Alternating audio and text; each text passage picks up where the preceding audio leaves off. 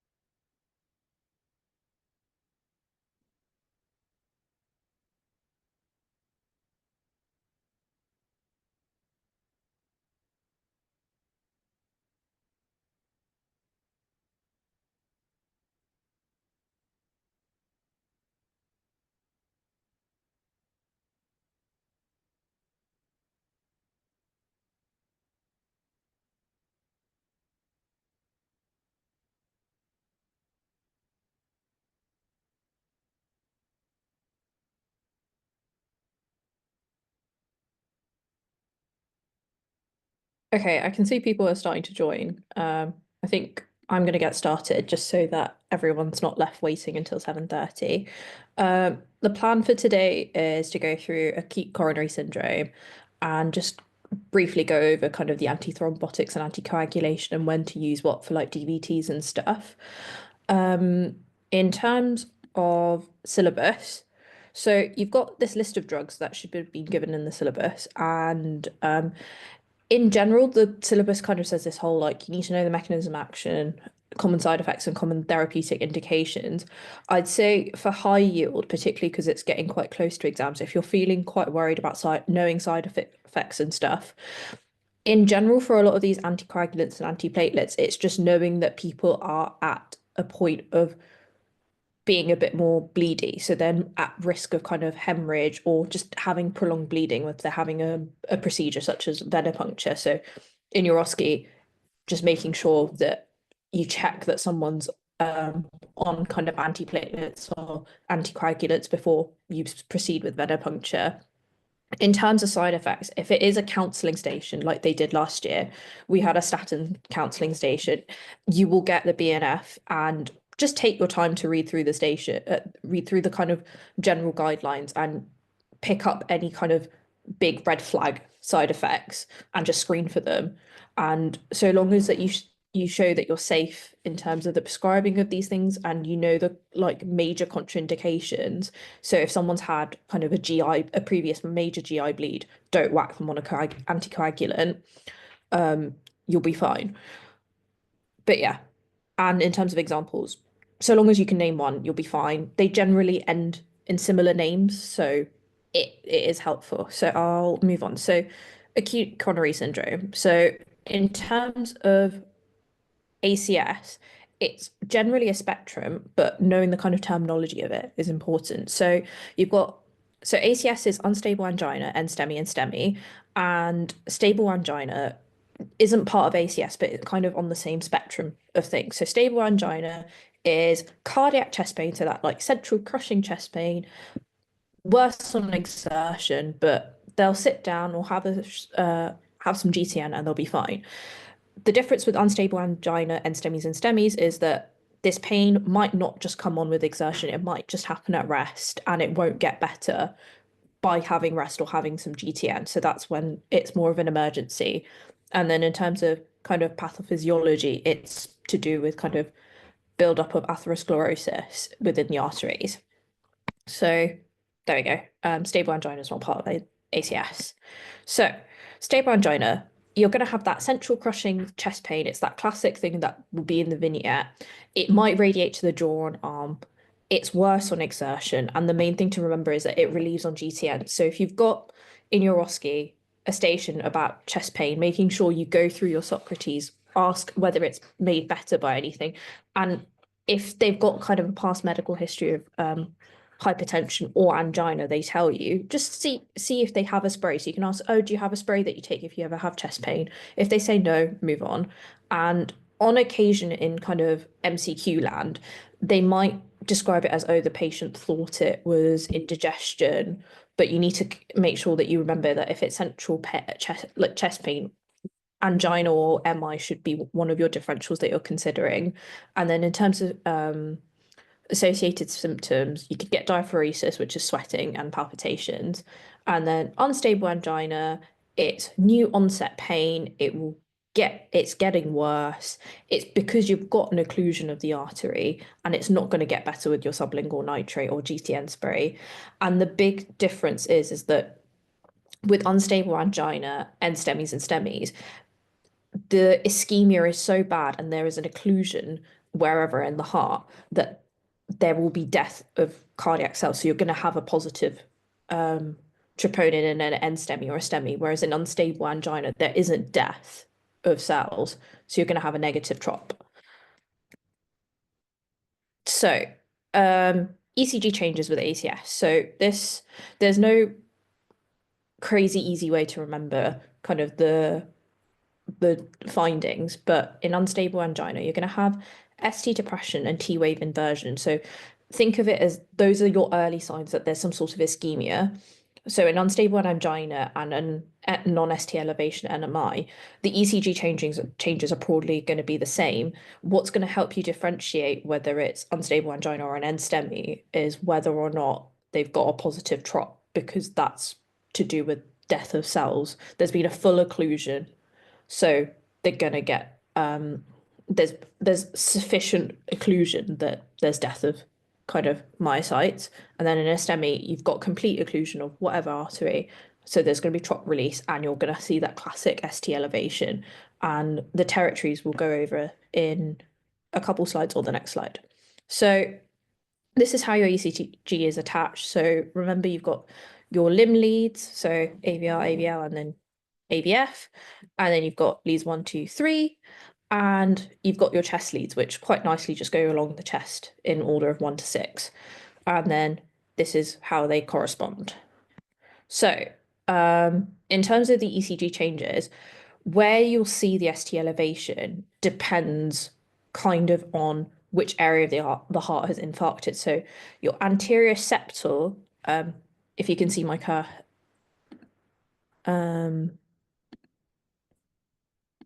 okay, that's not going to work. So if you see the anterior septal region, so this kind of top left bit, hopefully you can see my cursor, that kind of, I remembered it as like a top L shape. So remembering the L's is how I remembered the territory. So these top V1 to V4 is your anterior septal. Your bottom kind of L here is your inferior, and then the rest of it is lateral in terms of MI. And then just make sure you remember which arteries cause the different things. So your left anterior descending is the big artery supplying the anterior septal region of the heart. So ST elevation, this is what it looks like. So you might see a little bit of change in lead 1 for an anterior septal one, but you're going to see the most profound changes kind of in leads V1 to V4 and a little bit in V5 in this case. In patient ECGs, things aren't going to be as textbook as you like them to be. And this is quite marked. So if you were going through this ECG in an OSCE, you'd do it as you would, where you'd work out the rate, you'd work out the rhythm, and then just before you kind of go through the whole spiel of like axis deviation, just be like the most kind of obvious abnormality is ST elevation in leads V1 to V4, and then move on to do your axis and look for any other kind of other signs, and then go through kind of the P waves are present, you've got your QRS, your ST, etc., and then you can pick up on the slight more minutiae of things. There might be other ischemic changes. So yeah, this is an anterior lateral STEMI. ST of depression, same way. You're going to see kind of your ST depression in across different leads. Again, T wave inversion, you can see in leads V5 and V6, so this is more lateral territory. And then in terms of the pain across chest syndromes, we went through this during lab med, so if you want to commit this table to memory. So ACS is that central crushing chest pain. It's going to radiate to your left arm and jaw. It's not going to get better with GTN, which is what differentiates from stable angina. Aortic dissection, the term that they're going to use in an MCQ is this tearing chest pain. It's real acute, it's very acute onset, and they might feel a bit dizzy, so they're kind of pre-syncope. And then pericarditis, it's going to go through to the back, and you're going to see different ECG changes. And it's worse on leaning forwards. And that's to do with the fact that when you're leaning forwards, gravity is kind of causing irritation to the pericardium. So ACS management. First thing you're going to do, so in terms of the algorithm, you're going to put them on aspirin, and then you give them this drug called Prasugrel if they're within the 12 hours of symptom onset. So you want to do this primary PCI, and you ideally want to do PCI within the first 3 hours. And then with an NSTEMI, again, you give them aspirin and you want to thrombolize them. So other supportive management, a useful acronym might be kind of monobash. I'm not the biggest fan of kind of learning an acronym because I won't remember the necessary like different bits of it. But remembering if they're in chest pain, they're going to want some pain relief. You're going to need something strong, so morphine. Give them oxygen. This is your A to E. So if their oxygen sat to below 94%, your target range would be 94 to 98. So you want to give them some oxygen. Nitrates to see if this helps for pain relief, but realistically, you're probably going to give them morphine. You're going to give them the loading dose of aspirin, and then an antiplatelet is more for long-term management. So that's where you're thinking GP land. So this is your secondary prevention. So you're going to give them beta blockers, so things like bisoprolol, first line, an ACE inhibitor or an ARB, and you'll put them on high dose statin. So it won't be kind of a atorvastatin 20 as you would for kind of primary prevention. It's secondary prevention. They've already had an MI, the atherosclerosis, the cholesterol levels are already too terrible. You're going to want to whack them on a high dose. And then heparin and anticoagulants are kind of more specialist. So you probably won't get tested in major aspects of things, but I guess it's good to be aware of kind of it. This is a risk benefit kind of analysis that's done. So let's do an MCQ. I will look at the chat for responses. So I'll give everyone, let's say, a minute to read through the question and put some answers, and I'll have a look at the chat. So we've got 71-year-old man, central crossing chest pain, so you know it's cardiac chest pain. He's sweaty. He's complaining of severe chest pain that started 30 minutes ago. He's got a past medical history of hypertension and type 2 diabetes. He's got an urgent ECG is done. Is ST elevation in leads V1 to V4? What are you thinking management-wise? So these questions are a bit more on the harder side. So you could either just get what is your underlying diagnosis as a question in the AKT, or you might get given the most likely diagnosis, what's the most appropriate management, which would be the harder end of the spectrum in terms of questions. So if people want to pop into the chat what they think the answer is, and I'll go through it in about a minute.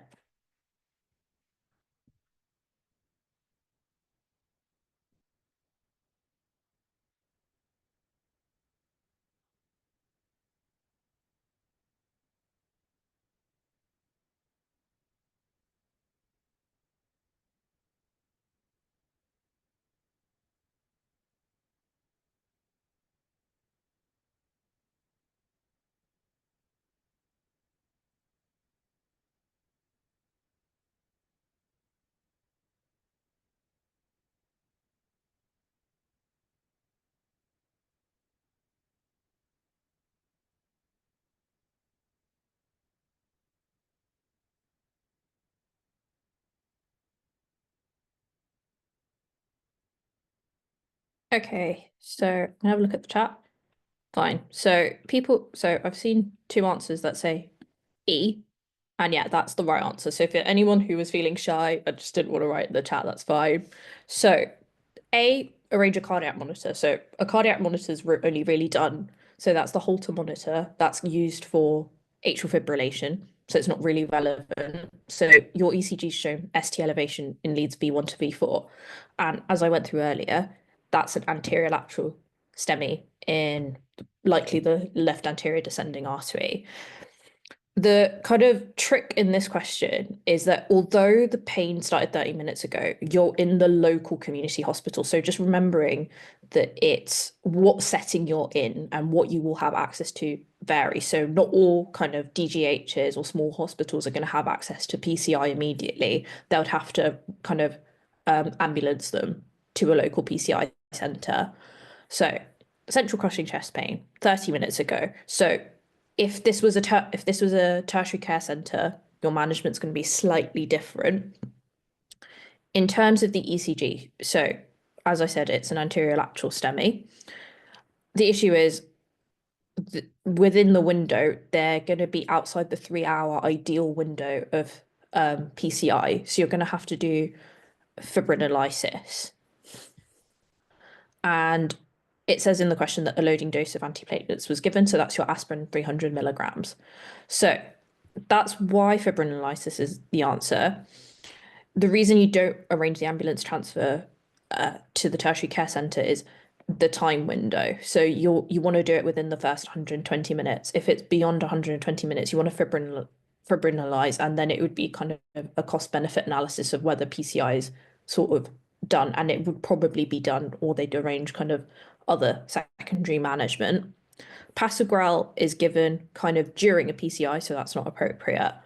And then you wouldn't do a cardiac troponin before fibrinolysis. This is barn door MI, and you can see that from the ECG. So that's why B is not the answer.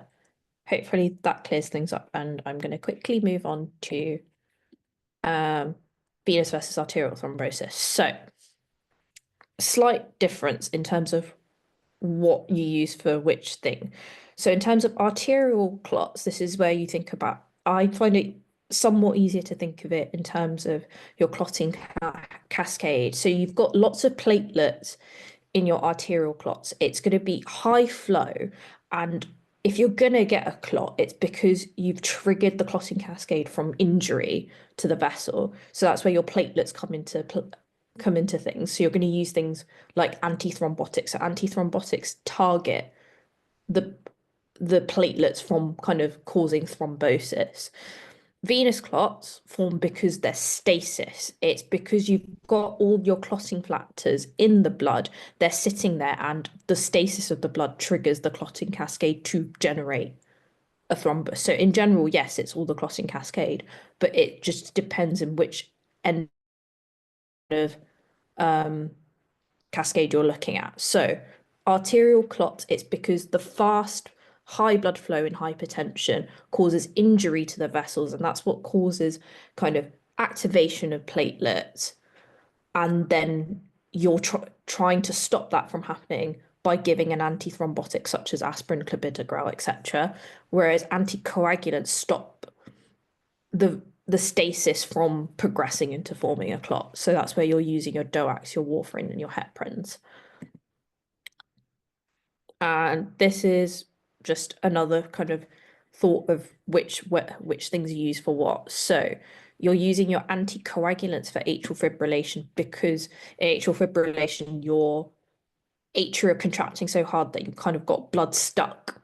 And that's why you get a clot via stasis, even though it's in you're kind of reaching the arterial circulation.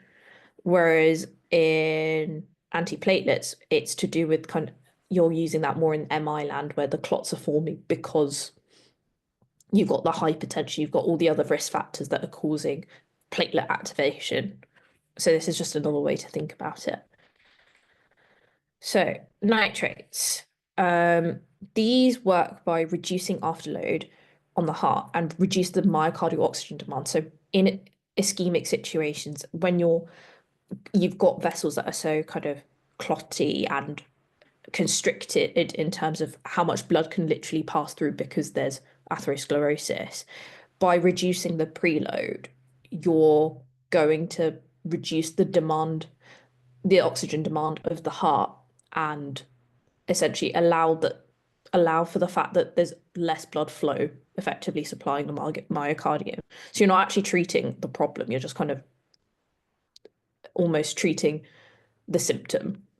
So it's sublingual, so it's given out as a spray, and it's short and rapid onset, so it will work pretty quickly. And you can give it IV sometimes in hospital, but most of the time it's given sublingually because a lot of the time patients have this prescribed by their GPs.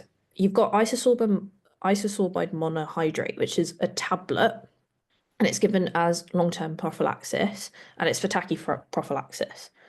So, and it's longer onset and it works for longer, and it's used more so in the long-term management, the secondary prevention side of MI management.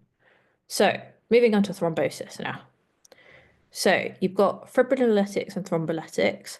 So, these are things like alteplase, and these are often used either for fibrinolysis, thrombolysis for ischemic stroke, or massive PEs.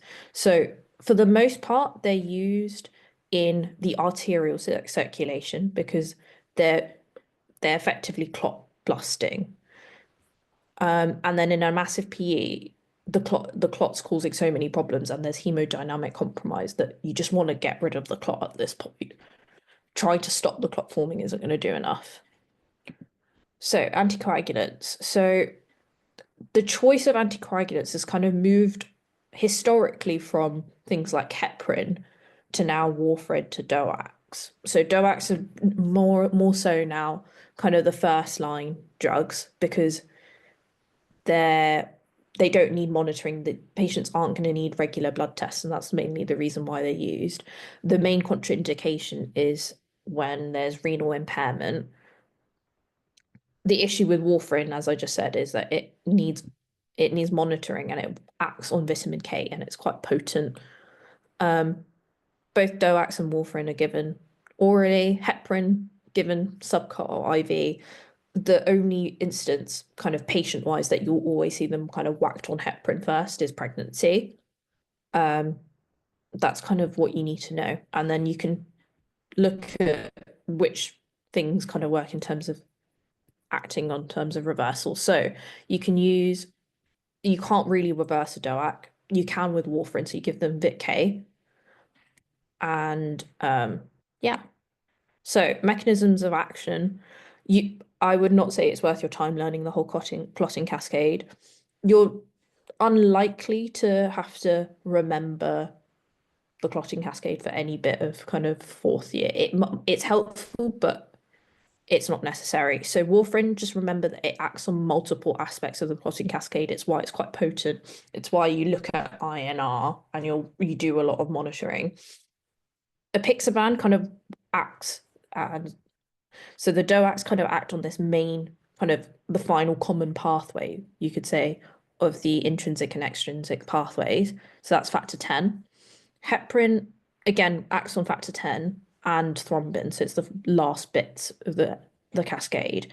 It's just it needs a bit more monitoring and it's slightly more inconvenient in terms of the way it's given. So it's not ideal for kind of first line management.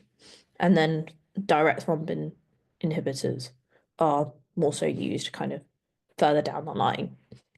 So when do we anticoagulate? So it's when you're either preventing a stroke in atrial fibrillation, so they've got kind of a CHA2DS2-VASc score that indicates that they're going to need anticoagulation, or you're trying to prevent or treat a VTE.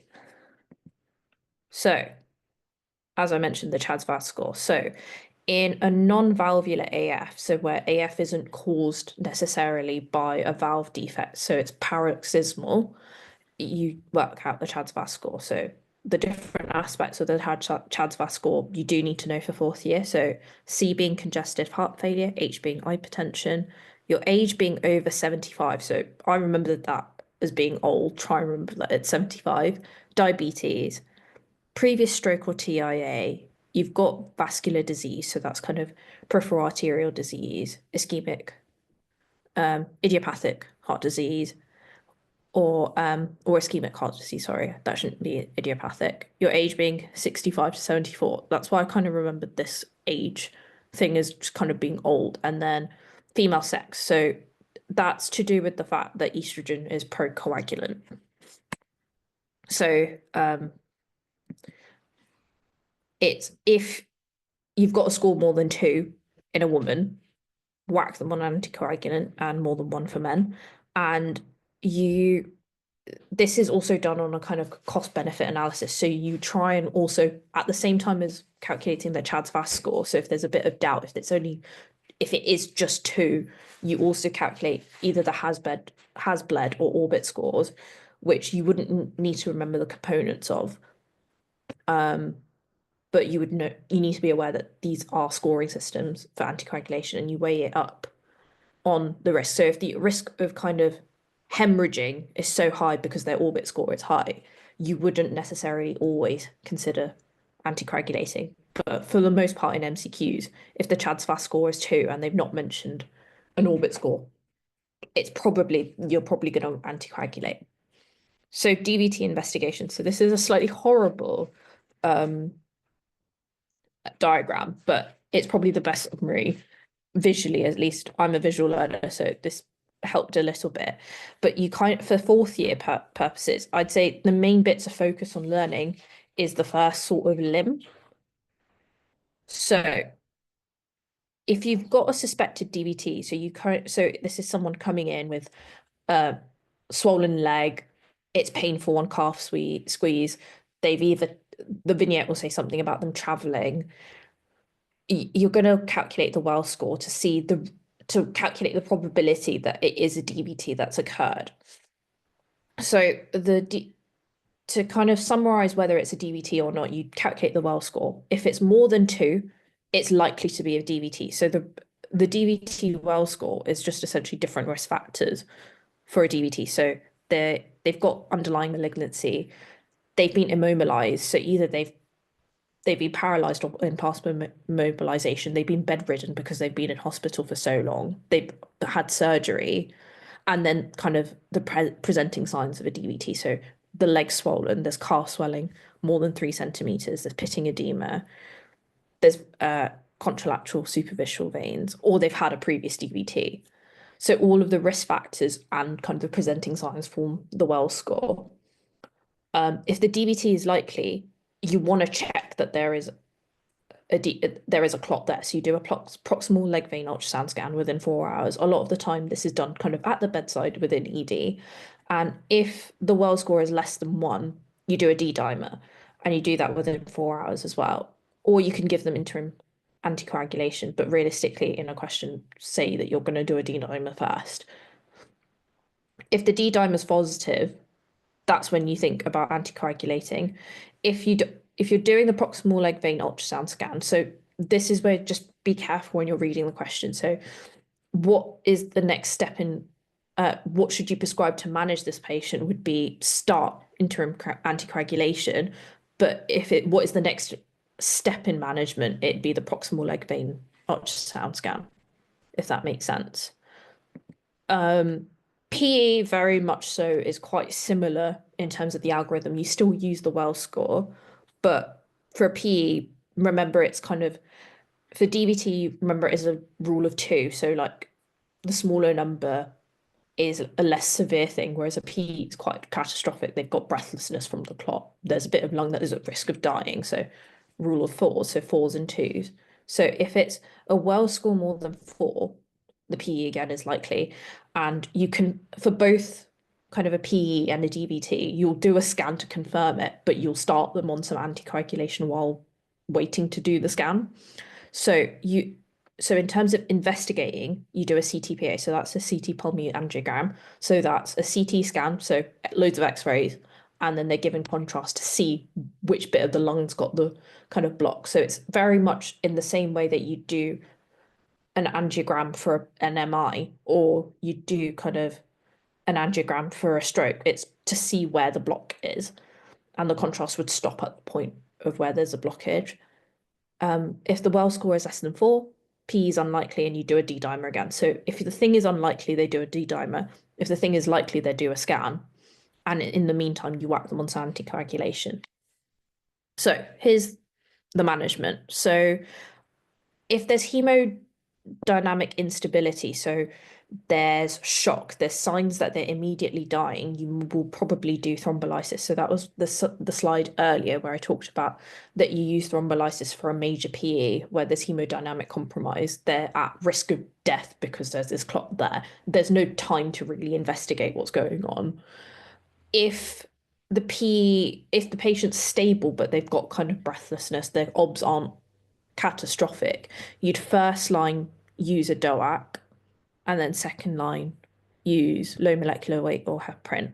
Not heparin, sorry. Low molecular weight heparin or warfarin.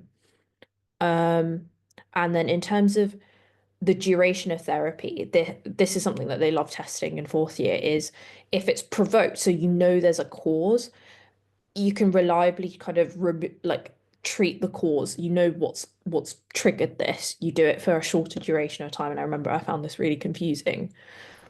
But if it's unprovoked, you do it for 6 months because you don't know what exactly has caused this. So you kind of want to cover all your bases. So you kind of treat them for longer, was the rationale I came up with when I was in fourth year.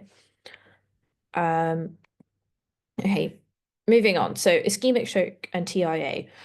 You don't really need to remember loads for this. This is more so a topic that they love testing in fifth year.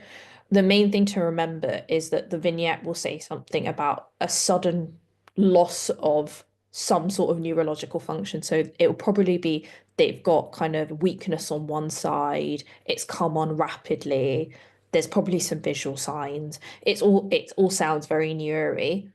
And then to treat an ischemic stroke, you're going to thrombolize them with alteplase. So you're trying to get rid of the clot that's sat in the brain, and you do that within 4.5 hours of onset. In terms of second and third line management, you, the other thing to do is that you give them aspirin 300 milligrams, kind of in the same way that you would do it for an MI.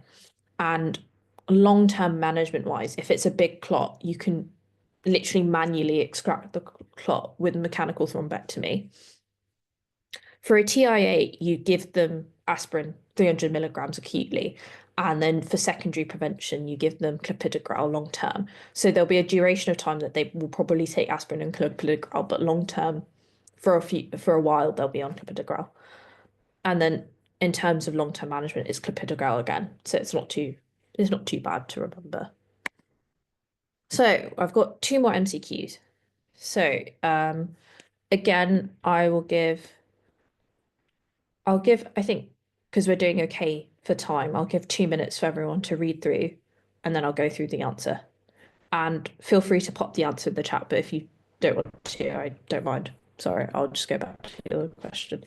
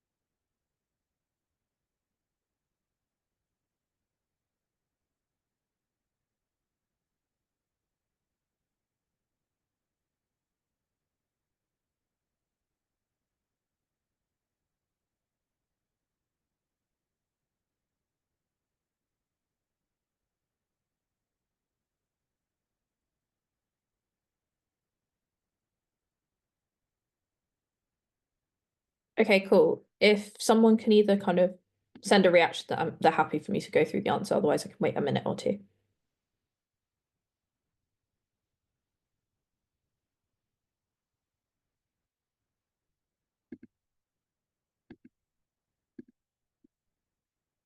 Okay, cool. I've seen a thumbs up. So, as the question says, so it's a 60-year-old lady who presents with palpitations. So, in terms of palpitations, you want to start thinking of your differentials. So, AF, hypothyroidism, things that are going to whack the heart rate up, or it's some sort of other kind of heart defect. The episodes last for 20 to 30 seconds, so that probably means that hypothyroidism is no longer going to be a thing, or it's not going to be as likely because it'd be a bit more ongoing. She denies any chest pain or dyspnea. Her past medical history includes generalized anxiety, hypertension, type 2 diabetes, and she takes drugs that help that. On examination, the heart rate is 64 with heart sounds 1 plus 2 plus 0, so just normal heart sounds. She's referred for Holter monitoring. So this is a 48-hour kind of cardiac monitor. So it's just an ongoing ECG, and that's done to investigate AF. And it demonstrates an episode that lasts 25 seconds of an irregular rhythm with absent P waves. So irregular rhythm with absent P waves should ring alarm bells for AF. That's the classic finding that you'll have.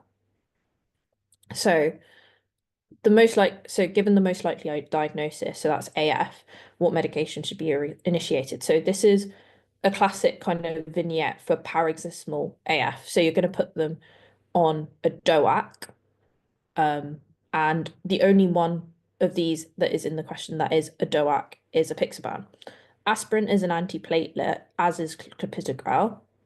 And then enoxaparin is essentially a version of heparin. So kind of knowing the parin or rin, so that will tell you that it's a type of heparin. So that's likely to not be the answer because that's a third line a lot of the time. And then warfarin is not used as much. That's only used in the cases where someone's got a mechanical heart valve. So you're going to use apixaban.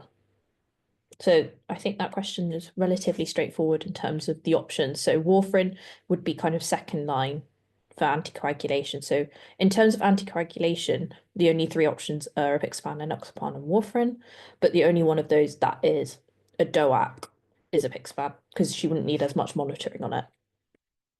And then in terms of the next question, so I'll give everyone another 2 minutes to read through and answer and kind of think of an answer. And feel free to pop your answer into the chat if you like.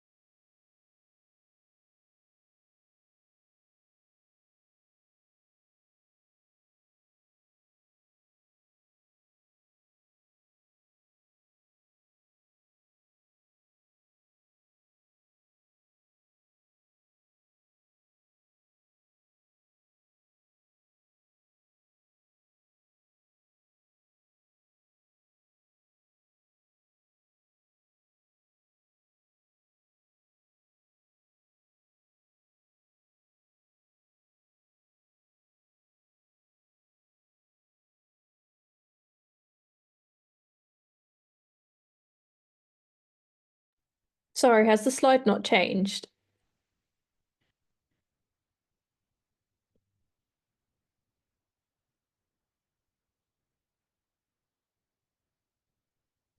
Okay, I'm going to hope that everyone can see the slides.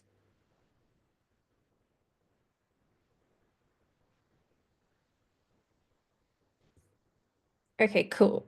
I think it's been about 2 minutes. So looking at this question, so it's kind of a lot given they've put the Wells criteria in. So it's a 55-year-old woman. She's come to ED with sudden onset shortness of breath. So you already start thinking of some kind of shortness of breath differential. PE would be on that list. And hint, hint, nudge, nudge, that might be the answer here. Past medical history of hypertension, type 2 diabetes. She's returned from a trip from Sri Lanka, so a prolonged flight is probably quite. We've got another risk factor here. Heart rate is 110, so she's tachycardic. Her respirate's 24, so she's a little bit breathless, but not concerningly so. Her blood pressure's fine. Her capillary refill is fine, and so is her temperature.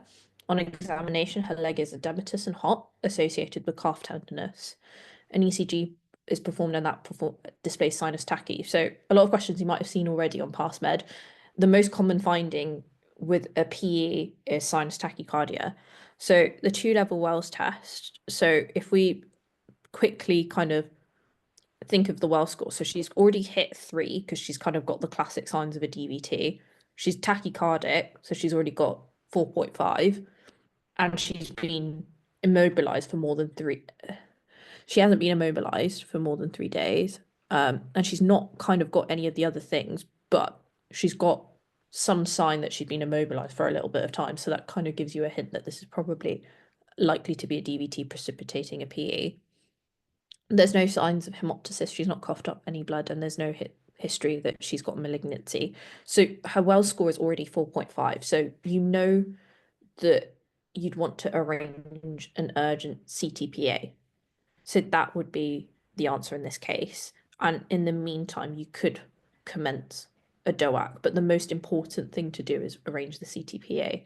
You wouldn't do a proximal leg vein ultrasound scan, even though if it was just signs of a DVT, then yes, you could, but it's not the right thing, and then you wouldn't thrombolize, and you wouldn't do a D-dimer because she meets the Wells score criteria. You'd only do a D-dimer if it was less than 4. That's my last MCQ. I hope that was helpful. If you want a copy of the slides, please scan this QR code, and I will hang around for 2 minutes in case anyone wants to ask any questions. But otherwise, good luck. 4th year will be fine.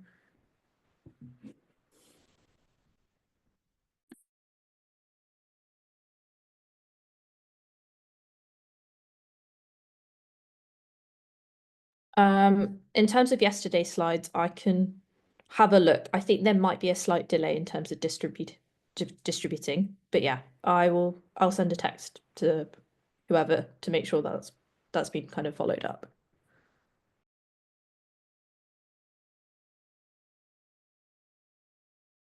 Can I also ask about the recordings, please? I see the session's being recorded. Will it be shared with us at any point?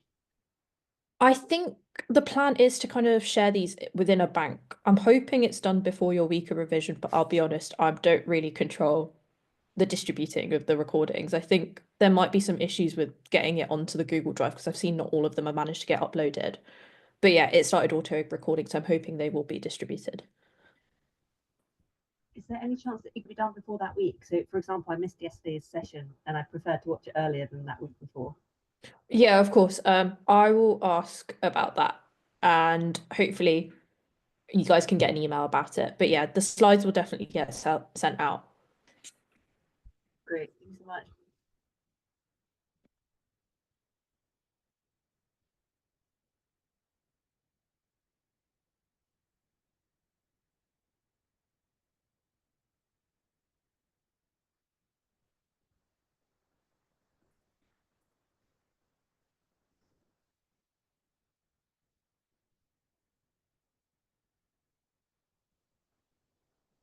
Okay, cool. I'm gonna end the call. Thanks, guys.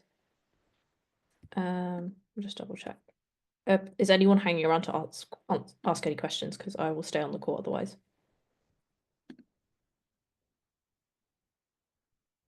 Cool.